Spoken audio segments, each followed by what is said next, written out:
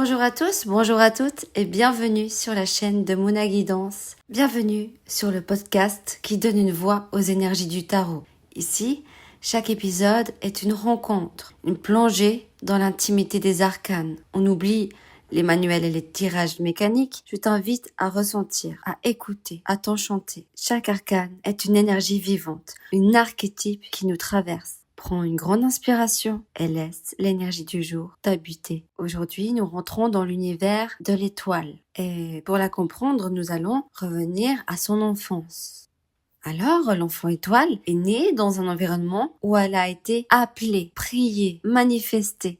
Elle n'est pas née par hasard. Elle est née d'un désir immense, d'un grand amour. Ses parents lui ont murmuré dès le berceau « Tu es notre étoile, tu fais briller nos cœurs, tu es la lumière qu'on attendait. » Et ainsi, elle a grandi sous le feu des projecteurs, admirée sous tous ses angles, élevée avec tendresse, mais aussi avec beaucoup d'attente. Dans son foyer, on priait, on espérait, on croyait. Pas forcément à une foi dogmatique, mais une foi vivante, vibrante, ancrée dans le cœur. Dans sa maison, on croyait à l'invisible, à la connexion avec le divin. On pouvait l'appeler Dieu, l'univers, l'esprit ou l'étoile.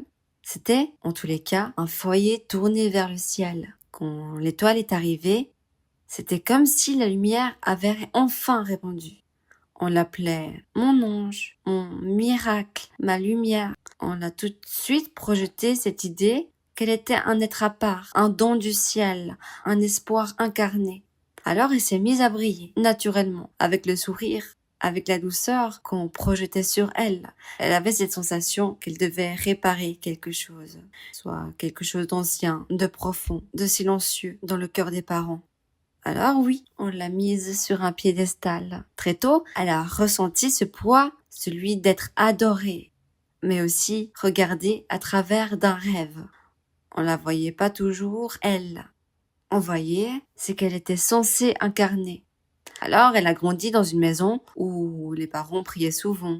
Pas forcément à l'église, mais avec le cœur tourné vers l'invisible. Ils parlaient d'âme, de signes, de guides, d'anges, de Dieu. On disait souvent d'elle qu'elle avait un sixième sens, qu'elle était connectée et qu'elle était trop sensible pour ce monde, qu'il fallait qu'elle se protège, qu'elle se purifie ou qu'elle reste pure. Alors oui, ça donne qu'elle a voulu être parfaite. Elle a voulu ne pas décevoir la lumière qu'on avait tant projetée sur elle. Mais à l'intérieur, elle pleurait sans savoir forcément pourquoi. Elle portait la tristesse des autres sans le savoir, sans le vouloir. Elle sentait des choses que personne ne disait. Ça pouvait être des tensions, des blessures, des silences. Alors, elle passait des heures à rêver, à dessiner, à écrire, pour faire ressortir ses émotions. L'enfant étoile parlait aussi aux arbres, aux étoiles, aux êtres absents, pas forcément morts, mais absents. Elle avait un monde rien qu'un elle, un monde immense, mais parfois, elle devenait trop fragile, parce qu'elle traverse trop les émotions des autres, surtout leur douleur. Elle va avoir de la peine à faire la différence entre ce qu'elle ressent et ce qu'elle ressent chez les gens. Cette petite enfant étoile, on l'a toujours vue douce, gentille, toujours lumineuse. Mais en vrai, c'est parce qu'elle cachait ses colères. Elle refoulait ses peurs. Elle n'osait pas dire quand elle était fatiguée ou triste ou en colère. Elle voulait juste continuer à mériter l'amour qu'on lui avait promis. Elle a compris très tôt que briller, c'était aussi être seule parfois, être différente. Et pourtant, elle a toujours su qu'elle était guidée. Il y a eu des moments dans son enfance où elle a senti qu'elle était protégée par quelque chose de grand. Ça peut être par des hasards magnifiques, des sauvetages inattendus, des rencontres comme tombées du ciel. Et même lorsque parfois il lui arrivait de quitter cette lumière pour aller voir le monde des ombres, lorsque elle s'est perdue. Car oui, parfois elle cherchera à éteindre sa lumière pour voir si on l'aimera quand même. Eh bien, la vie l'a toujours ramenée à sa source, toujours. Alors, en grandissant, elle va apprendre à se choisir, à ne pas briller pour les autres, mais pour elle, à ne pas être parfaite, mais vivante, à honorer sa sensibilité au lieu de la cacher, et à comprendre que son don, c'est sa présence, son amour, son regard, son écoute, et qu'elle n'était pas seulement un vœu exaucé, qu'elle était elle aussi une âme en chemin. Très vite, l'enfant étoile aperçut ce que les autres ne voyaient pas. Les signes, les synchronicités, les âmes, les anges, les mondes subtils. Elle ressentait tout intensément, tout puissamment. Cette hypersensibilité peut devenir un don pour elle ou un fardeau. Elle donne accès à une grande créativité. Dessin, musique, écriture, chansons, monde imaginaire, contes féeriques. Mais elle peut également être submergée par des excès d'émotions, par de l'empathie dévorante. Elle se connecte à tout, aux gens, aux lieux, aux souvenirs, aux blessures et tutti quanti. Elle va vivre entre ciel et terre, entre corps astral et monde concret, entre foi et doute de soi. Et c'est pour ça alors qu'on l'appellera guérisseuse naturelle. Elle vient porter la lumière là où tout semble perdu. Elle tend la main aux oubliés, aux addicts, aux cœurs brisés, aux rêveurs tombés. Elle transmute comme la tempérance, mais elle sait transformer les énergies lourdes en douceur, la tristesse en lumière, les silences en présence. Alors, son don ne se limite pas à la clairvoyance, ok? Elle a le don de comprendre sans juger, d'inspirer les autres sans imposer, de réveiller la beauté là où il y avait de l'ombre. Mais ce don, elle doit oser l'offrir, car si elle le garde caché, son étoile s'éteint. Et la foi. Ce qui amène alors au métier de l'étoile. Quels sont les métiers? Passion, premièrement, là où elle va mettre son cœur, ses émotions, sa foi et sa créativité. Alors, la catégorie artistique, on trouve les poètes, les écrivains, les chanteurs émotionnels, les peintres intuitifs, les scénaristes de films sensibles ou fantastiques. Voilà, de toute façon, tout, parce que ça va parler de tout art, bien évidemment, mais qui va capter l'invisible, canaliser les mondes, offrir des soins grâce à l'art, de la lumière. Il y a quelque chose de magique dans sa créativité, dans ses créations. Il y a quelque chose qui vient soigner. Elle va soit créer pour méditer, pour se soigner, pour s'apaiser ou apaiser les autres, d'accord? Il y a également quelque chose de très intuitif. Ses paroles viennent seules. Elle va pas se poser pour créer, ça vient tout seul. Il y a également, dans l'art, on peut parler de créatrice de bijoux, de talismans, d'objets magiques. Et les métiers qui sont parfaits pour cette énergie d'étoile, alors on parlera plus d'un cadre structuré où elle pourra déployer ses dons de lumière et son écoute. Alors les métiers d'aide, de soins et compassion, comme les thérapeutes ou les énergéticiennes, les psychologues douces, qui vont être spécialisés en hypersensibilité ou en traumatisme, les infirmières en soins ou en maternité, les accompagnantes en spiritualité, les éducatrices spécialisées pour enfants étoiles, comme par exemple TSA, les hypersensibilités atypiques, les neurodivergents. Elle va comprendre les enfants qui vivent dans un autre monde et entre les mondes.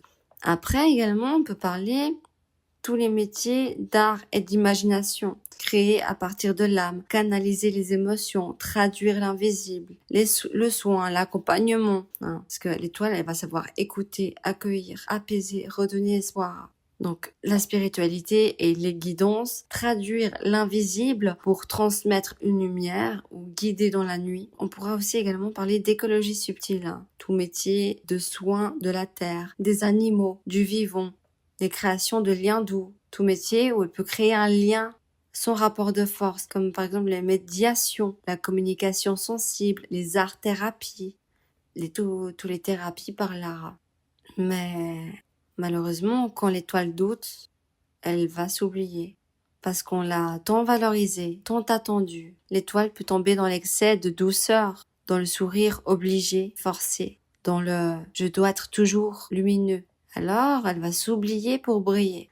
Et si ses dons ne sont pas vus, et si ses rêves semblent trop lointains, elle peut alors perdre foi en elle-même, se sentir inutile, invisible, voire sombrer dans une forme de dépression douce, faite de silence, de repli et de perte d'élan. Donc, on va aborder la peur, les peurs de l'étoile. Elle aura peur de ne plus briller. Parce que dès l'enfance, l'étoile a été valorisée pour sa douceur, sa beauté, sa lumière intérieure. Mais à force d'entendre « Oh là là, tu es merveilleuse », elle a fini par croire qu'elle devait toujours l'être. Elle a peur que si un jour elle est triste, fatiguée ou imparfaite, on l'aimera moins. Elle a également était idéalisée. On l'a pas vue vraiment, on l'a juste idéalisée. On l'a mise sur un piédestal, on l'a adorée, mais pas toujours rencontrée dans ses vérités brutes. Elle a dû cacher ses colères, sa rage, son désespoir pour pouvoir rester lumineuse. Cela a créé un écrasement intérieur en elle. La peur du vide spirituel. Et si la vie ne me répondait plus? L'étoile, c'est quelqu'un qui est connecté. Elle lit les signes, elle entend les silences, elles sont les âmes. Mais quand cette guidance se fait absente, elle se sent perdue, abandonnée par l'univers. Elle panique à l'idée d'être déconnectée, même temporairement. Elle devra alors apprendre que le silence est parfois aussi une forme de réponse. Quand l'univers se tait, c'est parfois pour t'inviter à écouter ton propre souffle. Également, un traumatisme qu'elle a pu avoir, c'est le traumatisme du sacrifice invisible. L'étoile donne sans compter amour, écoute, énergie, mais parfois elle se vide en silence. Et quand personne ne remarque qu'elle se fatigue, qu'elle s'efface, alors elle se sentira trahie ou non reconnue. Elle va s'éteindre à force de s'oublier. Quel est le sens profond de sa mission alors?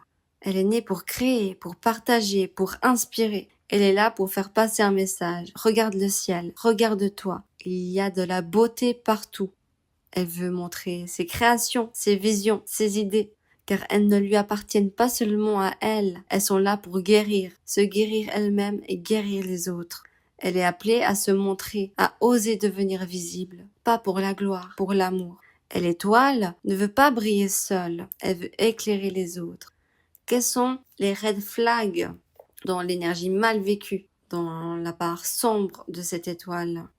Elle va se perdre dans l'attente magique, croire que l'univers finira tout le temps par tout arranger, sans jamais vraiment poser d'actes concrets. Alors l'étoile peut fuir la réalité derrière sa foi, au risque de rester figée dans les rêves. Elle va également, dans ses côtés obscurs, aimer pour guérir l'autre à tout prix. Elle va attirer les âmes blessées comme un moustique est attiré par le sang. Alors elle peut s'oublier totalement dans la relation. Elle va confondre souvent amour et mission de sauvetage. C'est le syndrome d'Hercule.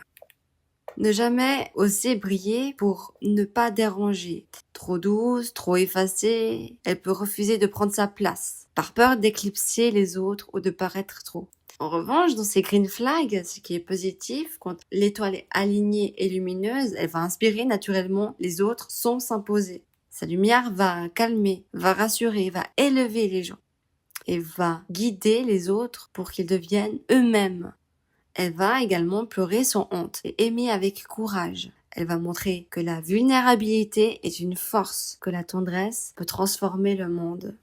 Elle crée pour guérir et pour partager sa lumière. Son art, sa voix, ses mots ou sa simple présence sont des actes d'amour. Elle va utiliser sa sensibilité comme offrande vivante. On a tous besoin d'une étoile dans sa vie. Alors, si tu tires cette énergie, elle dira que tu es protégé, que tu as le pouvoir de transformer tes émotions. Et elle va te conseiller de te reconnecter à ta lumière, d'avoir la foi en ce qui ne se voit pas encore, de t'aimer comme tu aimerais qu'on t'aime. Si tu tires l'étoile en excès dans un tirage, qu'il y a trop de cette énergie, trop de lumière peut parfois aveugler. Peut-être qu'il y a trop de douceur au point de ne plus poser de limites. Trop de foi qui devient une naïveté, une fuite ou une illusion spirituelle. Trop de dons jusqu'au sacrifice de soi. Trop prêcher à s'oublier de s'ancrer, de concrétiser. Donc en excès, elle peut fuir la réalité dans le rêve, dans la prière, dans l'imaginaire. Elle veut sauver tout le monde au risque de s'épuiser ou d'attirer des personnes qui vont abuser de sa lumière. Alors le conseil sera de revenir au corps, de poser des limites claires, de savoir dire non, de choisir à qui tu offres ta lumière. Laisse les autres apprendre à marcher dans le noir aussi. L'espoir ne vient pas toujours d'un sauveur, il vient de la force d'y croire ensemble. En revanche, si tu vas tirer l'étoile dans le blocage, ça voudra dire que l'espoir est là, mais tu ne la vois plus. Il y a peut-être une perte de foi, de rêve, de vision, une impression d'être invisible ou oublié à quelque part, un sentiment que la vie ne répond plus, que les signes ont disparu, qu'il y a un blocage créatif, une sensation d'être vide intérieurement. Donc oui, elle est là, mais recouverte par la fatigue, le doute ou une blessure d'humiliation passée. Elle a peut-être été moquée pour sa sensibilité ou rabaissée dans sa lumière. Donc ce n'est pas ta lumière qui a disparu. C'est juste un nuage qui passe. Tu es toujours là. Alors le conseil sera de te reconnecter doucement à ce qui te fait du bien. Relis une lettre d'amour, regarde des étoiles, crée sans pression. Bref, reviens à l'essentiel, à ce qui te touche, t'élève et t'émerveille. Ne cherche pas à redevenir brillante ou lumineuse, Cherche juste à être vivante. S'il y a un manque de cette énergie, un manque d'étoiles, c'est peut-être quelque chose en toi qui a oublié comment espérer. Il y a peut-être un cynisme, une amertume, une méfiance chronique à quelque part, un manque de douceur envers toi-même ou envers des gens, un détachement émotionnel ou une perte de lien d'âme, une incapacité à rêver, à croire en tes rêves ou à quelque chose de plus grand. Et c'est souvent le signe d'un cœur qui a été trop blessé, trop rejeté. On ne lui a pas permis d'être doux, vulnérable, inspiré. Alors il s'est fermé, il s'est blindé. Tu sais, tu peux te dire que tu es toujours là, à l'intérieur, qu'il suffit d'ouvrir une fenêtre. Le conseil sera de t'offrir à toi-même de la tendresse. Regarde une photo de toi quand tu étais enfant. Parle bien de cet enfant. Entoure-toi de beauté, même discrète. Commence par petit, par exemple une fleur, un mot doux, une chanson qui t'élève. L'espoir revient comme une lueur. Regardons les événements au quotidien qui sont sous l'énergie de l'étoile pour bien comprendre. Alors par exemple, ça peut être lorsque tu confortes une amie en pleine nuit, sans rien attendre en retour. Alors dans le côté positif, ça sera de l'amour pur, un don de présence de toi. Et dans le côté obscur, c'est que tu te rends disponible même si tu es épuisé. Pas peur de décevoir ou de ne plus être la personne sur qui elle peut compter. C'est également quand tu tombes amoureux d'une image plutôt que d'une réalité. Alors oui, l'amour commence par un rêve, une projection de pleine foi et d'espoir. Et le côté négatif, c'est que tu refuses de voir les signes évidents que l'autre n'est pas aligné, par excès de naïveté ou dans le déni affectif. L'étoile, c'est aussi quand tu pardonnes à quelqu'un qui t'a blessé, sans forcément reprendre contact. C'est ce geste de guérison de cœur, d'acte d'amour désintéressé, de foi en la paix intérieure. En revanche, dans le négatif, c'est tu pardonnes trop vite, sans t'écouter pour éviter le conflit ou ne pas perdre l'image de la belle personne lumineuse que tu es. L'étoile, aussi dans la vie de tous les jours, c'est lorsque tu crées une œuvre d'art en écoutant ton intuition, sans logique ni but précis. Donc ça va être la création inspirée, la canalisation artistique, l'expression qui va être fluide. En négatif, ça te dira que tu ne termines jamais tes projets, car tu veux qu'ils soient parfaits ou divinement inspirés. L'étoile, c'est aussi quand tu ressens une présence, un guide, ou que tu reçois un signe, juste quand tu t'apprêtais à abandonner. Alors, l'univers te répond, la foi est ravivée. Dans le négatif, tu deviens dépendante aux signes extérieurs pour prendre des décisions, et tu perds ta propre boussole intérieure. L'étoile vient aussi quand tu accompagnes quelqu'un dans une phase difficile, un deuil, un burn-out, une rupture. Bref, tu es là avec douceur. Tu incarnes la guérison, la foi retrouvée. Tu es un phare pour l'autre. En négatif, tu portes trop. Tu absorbes la douleur de l'autre et tu t'oublies complètement. Et toi, c'est aussi quand tu reçois un retour bouleversant d'un élève, d'un patient ou d'une lectrice qui te dit que grâce à toi, la personne a retrouvé espoir. C'est la confirmation de ta mission, la gratitude profonde. Dans le négatif, tu cherches à revivre cette sensation en aidant tout le monde, sans t'écouter.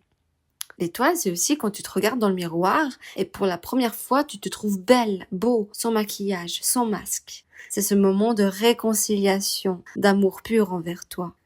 La part d'ombre, c'est que tu réalises que tu n'as pas pris ce temps depuis trop longtemps, car tu as toujours mis les autres en priorité.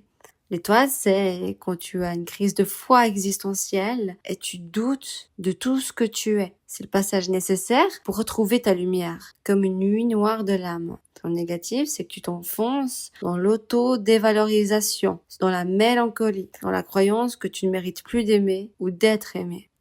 Maintenant, nous allons voir comment se comporte l'étoile en amour et qu'est-ce qu'elle aime. Donc, elle va aimer avec la foi. Elle va croire en l'amour pur, inconditionnel, presque divin. Elle aime avec douceur. Elle aime sans blesser, sans forcer, dans le respect, avec sensibilité. Elle capte les humeurs, le silence de l'autre. Elle aime avec espoir et sacrifice parfois.